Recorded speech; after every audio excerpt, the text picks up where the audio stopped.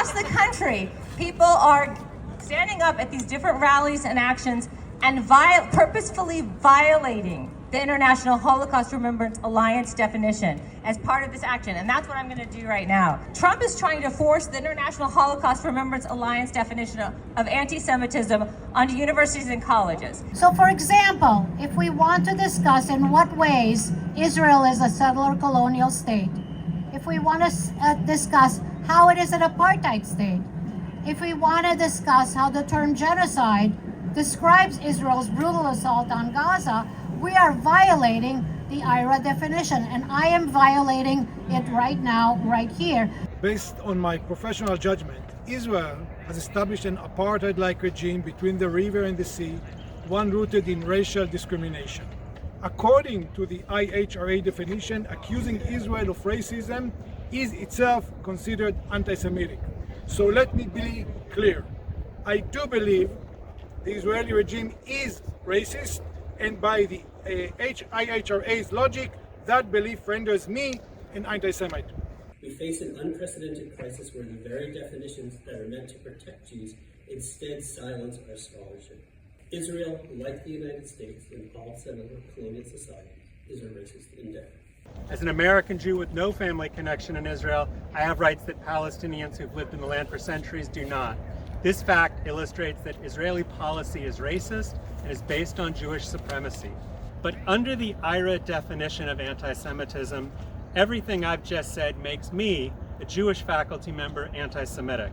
But of course, the IHRA definition is not really meant to prevent anti-Semitism. Instead, it is meant to silence all criticism of Israeli policies in the past and in the present.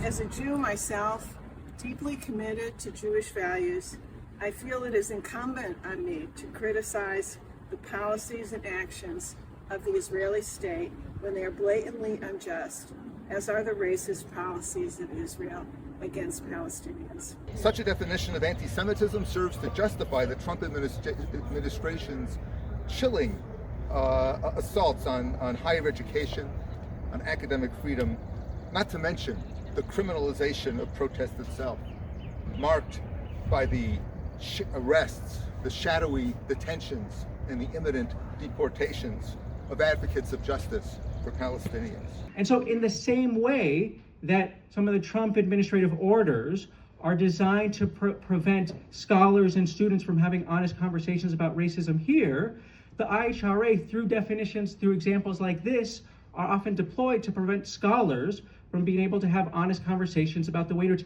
similar racist dynamics happen in Israel. As a scholar of contemporary and historical public policy, there's no way I can honestly participate in my academic field while abiding by the IHRA definition. I can only speak the truth by violating the definition. Israel is a racist endeavor. The meretricious use of the IHRA fabricated charge of anti-Semitism against critics of Israel, adopted now by so many federal, state, and local governments, is now threatening the democratic, constitutionally guaranteed rights of all citizens, legal residents, and visa holders, to free thought and assembly, our right to protest injustice, racism, and violence, and to assert, as I do, as a Jew, not in our name. But not to do so, not to violate the IHRA, not to discuss how the Holocaust and the Nakba are intertwined, is to capitulate our intellectual integrity as scholars, our moral fiber as human beings, and our sense of justice as citizens. The IHRA definition, if adopted, would betray academic freedom and betray humanity. The future of my academic discipline, of academic freedom, depends on me violating IHRA. And so I declare that, among other things, Israel's genocidal actions must be compared to other genocides, including the Nazi Holocaust. Thank you very much.